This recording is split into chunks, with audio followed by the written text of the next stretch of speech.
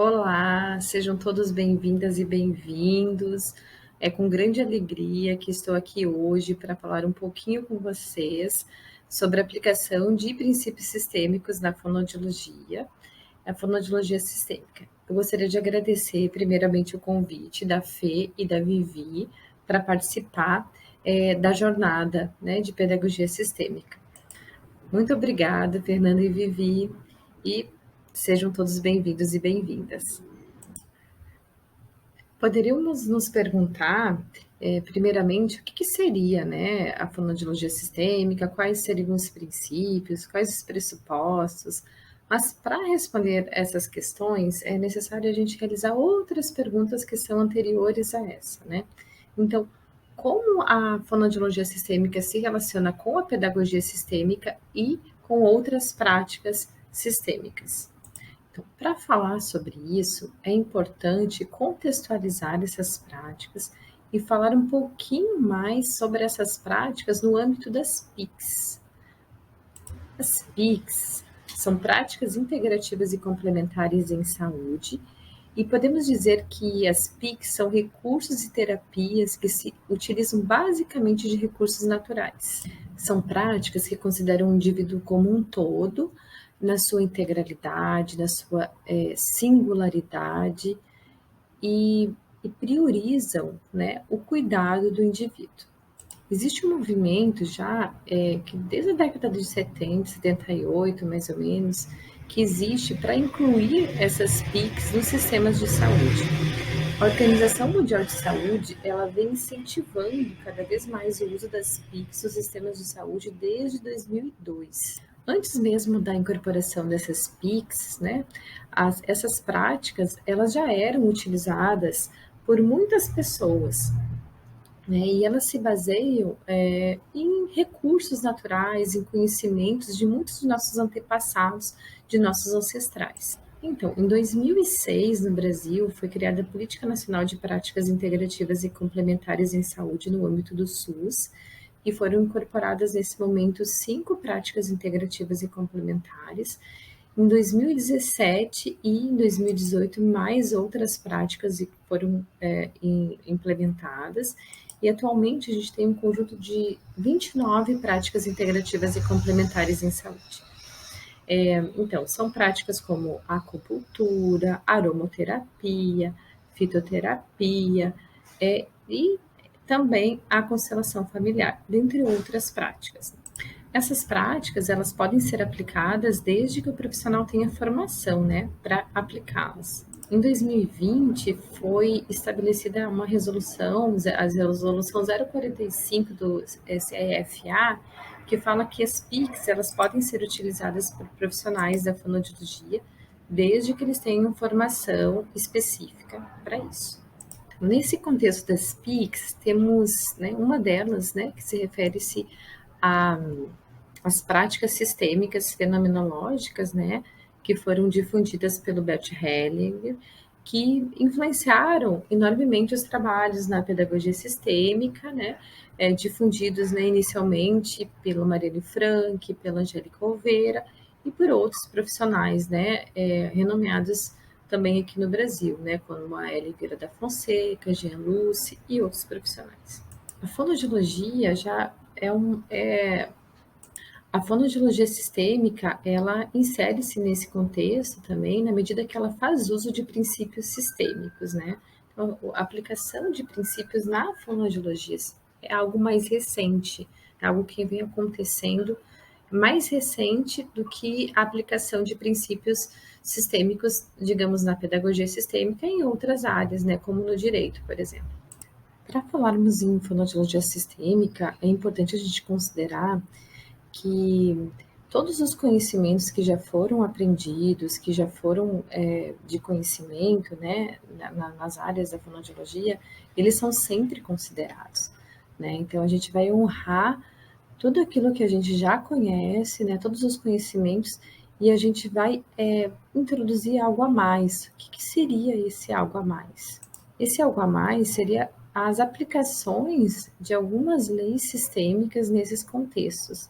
Na verdade, a gente quando a gente pensa em fonossistêmica, né, da aplicação de princípios sistêmicos e os contextos da fono, a gente fala em estar em harmonia com as leis sistêmicas e aplicá-las nos contextos, né, que a gente poderia aplicar, né? Então, no contexto clínico, no contexto de orientação aos pais. Então, a fonoaudiologia sistêmica, ela fala muito da postura do profissional da fonoaudiologia. Então, a gente vai falar um pouquinho dessa questão da postura, né? Qual seria essa postura sistêmica do profissional fonoaudiólogo, né? Então, primeiramente,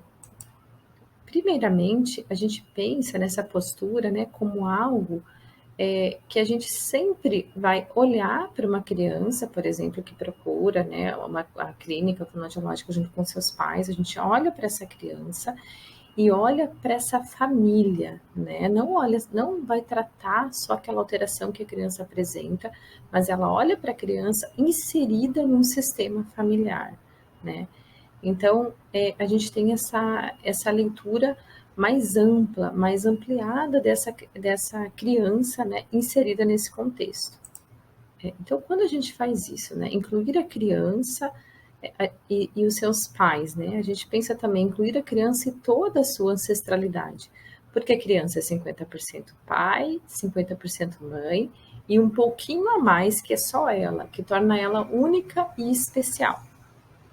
A gente vai olhar para a criança também, olhar para as alterações que a criança apresenta, mas também a gente vai olhar para as potencialidades que aquela criança apresenta. A gente não vai olhar só para o menos, a gente vai olhar também para o mais, né? Para todas as potencialidades. Então, vamos dar um exemplo, né, de como isso pode ser aplicado, né?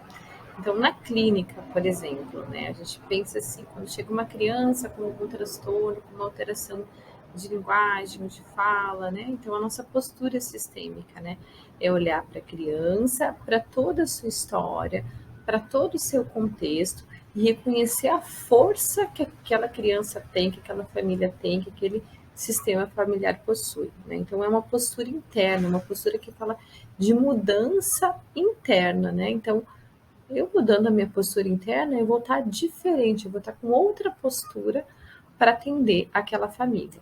Outro ponto importante, né, que a gente considera é aquela escuta ativa, aquela escuta amorosa, né, aquela escuta diferente, aquela escuta ativa, amorosa, ela é diferente de simplesmente ouvir, né, a queixa, ouvir a história, mas é uma escuta empática, né, e é uma escuta sem julgamento, sem condenações, porque quando a gente julga, a gente está excluindo, né, e quando a gente exclui, a gente está violando a primeira lei, né, que é a lei do pertencimento, né, as leis que regem os relacionamentos humanos do BED. Então, a gente sempre vai pensar numa postura sem julgamento. Dessa forma, a gente está em sintonia com as leis sistêmicas, quando a gente pensa nessa postura, né, sem julgamento. Outro ponto importante é não sentir pena daquela criança por ela ter alguma alteração, ou sentir pena daquela família, né? Então, porque quando a gente sente pena, a gente não está enxergando a força que aquela criança possui, né? A força que aquela criança tem, que vem dos pais, que vem dos avós, que vem toda a ancestralidade e toda a potência que aquele sistema pode carregar. Então, a gente, né, trabalha essa questão de não julgar e não sentir pena. Outro ponto importante, né, nessa visão da fonoaudiologia sistêmica é a gente trabalhar o nosso autodesenvolvimento, né?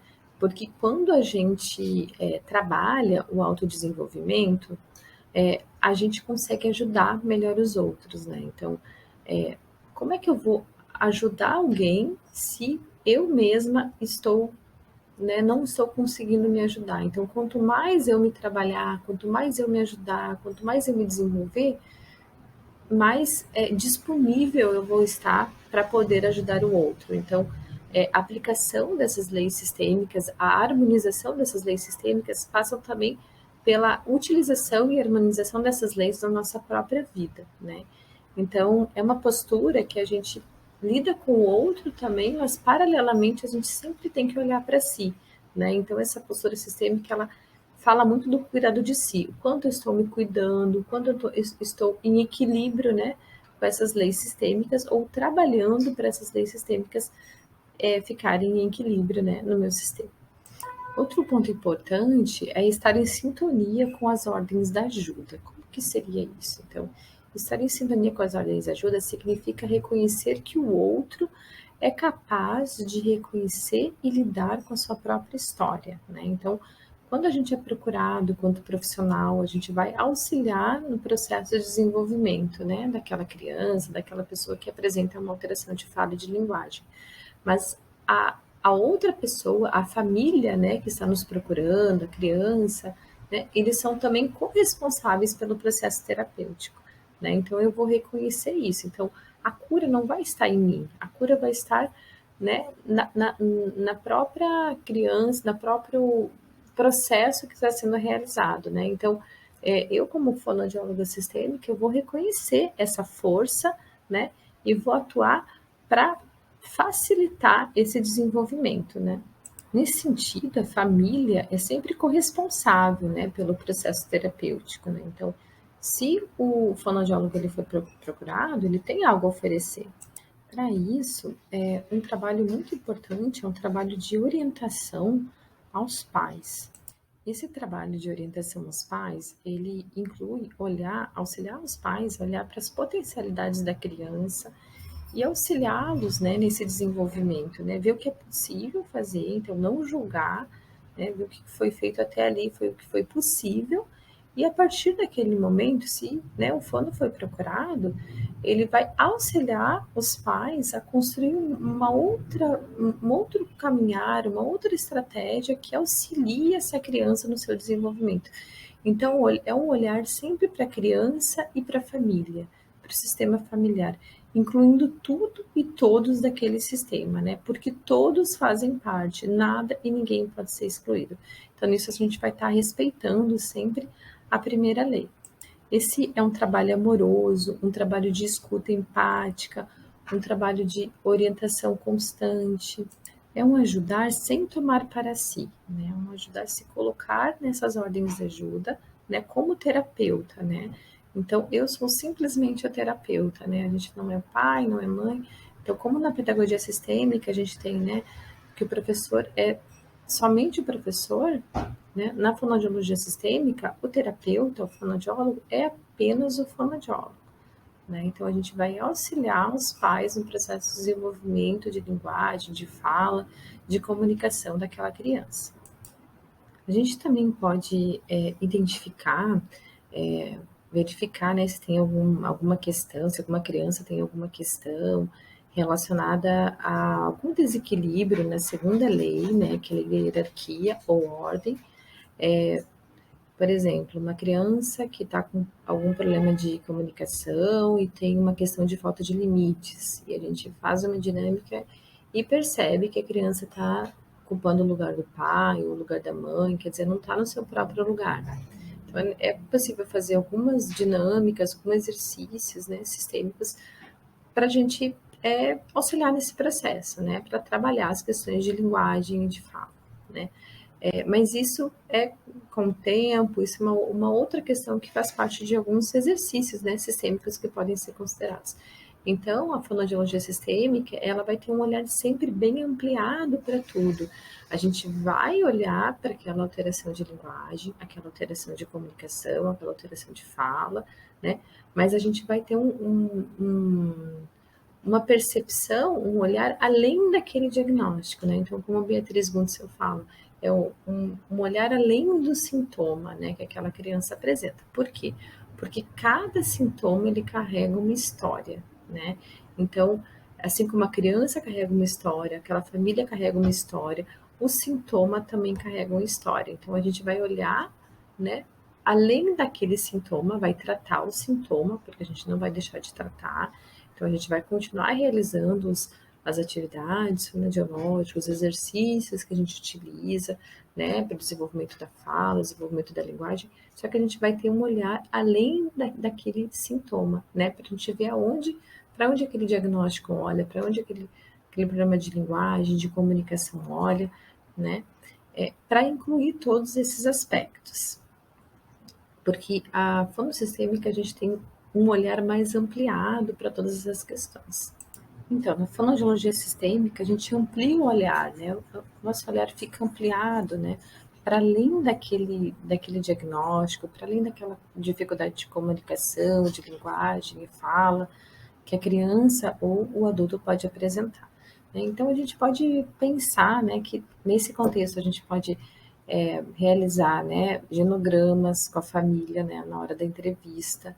Então, verificar quem faz parte da família, né, o pai, a mãe, quantos, a criança, por exemplo, quantos irmãos a criança tem, quantos irmãos nasceram, quantos não nasceram, né, porque todos têm um lugar, até aqueles que né, faleceram mais cedo, ou os abortos também, então todos têm um lugar, né? Então, quando a gente está no nosso próprio lugar, fica mais leve, né? Então, quando a gente toma o nosso próprio lugar, fica tudo mais leve. É possível também fazer alguns exercícios sistêmicos, fazer algumas brincadeiras, trabalhar com desenho, que as crianças podem realizar desenhos, trabalhar também com contação de histórias, né, que a gente aborda as leis sistêmicas. Então, para abordar a primeira lei, né, a lei do pertencimento, a lei da hierarquia ou ordem, que as crianças são pequenas, os pais são grandes, né? Então, as crianças são pequenas porque elas vieram depois à vida, né? Os pais são grandes porque eles vieram antes para a vida e as crianças vieram depois, né? Então, dá para a gente realizar várias atividades, né? Também com contação de história, explicando para as crianças essas leis sistêmicas de uma forma lúdica, de uma forma prazerosa para a criança, né? E aí isso inclui também realizar todas as outras atividades, né, fonoaudiológicas que eram normalmente utilizadas, né? Então, essa postura sistêmica na clínica de linguagem, na clínica de fala, falo desse lugar porque é a clínica que eu tenho a formação, né? A gente trabalha um olhar mais ampliado, um olhar mais amoroso, um olhar de escuta, de acolhimento com a família, com o pai, com a mãe. Nunca a gente vai ver agora a criança sozinha, né? Então, é a criança com o pai e a mãe. Assim como a gente também entra para terapia com os nossos próprios pais, né? Eu entro com meu pai e com a minha mãe. E com isso toda a ancestralidade, né? Então a gente pode realizar vários exercícios sistêmicos também que também são realizados até na própria pedagogia sistêmica, né? De incluir o pai, incluir a mãe no coração, né? Então a criança é uma misturinha dos dois, do papai e da mamãe. Então a gente pode realizar, até assim, tem vários exercícios e várias atividades que a Ellen Vieira da Fonseca utiliza, né? Tem o baralho do Jean Luce também. Então tem várias atividades super bacanas que a gente pode realizar considerando sempre esse olhar amoroso, esse olhar inclusivo e trazendo essas leis sistêmicas para a nossa prática, né? Então, é um olhar que a gente inclui, né? Honra todos os conhecimentos que a gente tem antes e inclui esses conhecimentos novos, sistêmicos, né? Baseados nas leis, né? Sistêmicas do Bert Hellinger.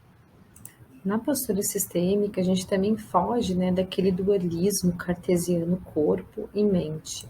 Preconiza-se também a gente estar conectada com o momento presente e desenvolvendo cada vez mais essa postura interna, né, essa mudança interna, essa mudança no coração, né, essa mudança que vai fazer a gente agir com mais amorosidade e respeito, né, àquela criança, a toda a sua história, aquela família também, né, vai respeitar tudo aquilo e vai nos colocar para auxiliar o desenvolvimento daquela criança, né, e daquela família, né. Então a gente vai estar servindo aquela criança e aquela família no seu desenvolvimento, né? E para isso a gente vai utilizar todas as técnicas, todos os trabalhos que a fonoaudiologia já utiliza, incluindo essas leis sistêmicas. Uma outra questão também que a gente pode utilizar na fonoaudiologia sistêmica é a aplicação de práticas, né, da comunicação não violenta também, para auxiliar nesse processo terapêutico.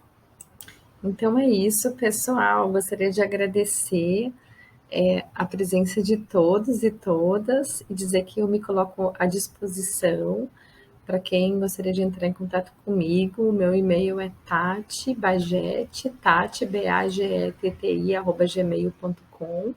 E no Instagram também eu sou como tatiana.bagete, tá? Então, qualquer dúvida, qualquer comentário, né, podem entrar em contato comigo. Eu respondo, né, assim que possível, tá bom? Então, muito, muito obrigada pela atenção e tenham uma excelente jornada. Beijo para todas e todas.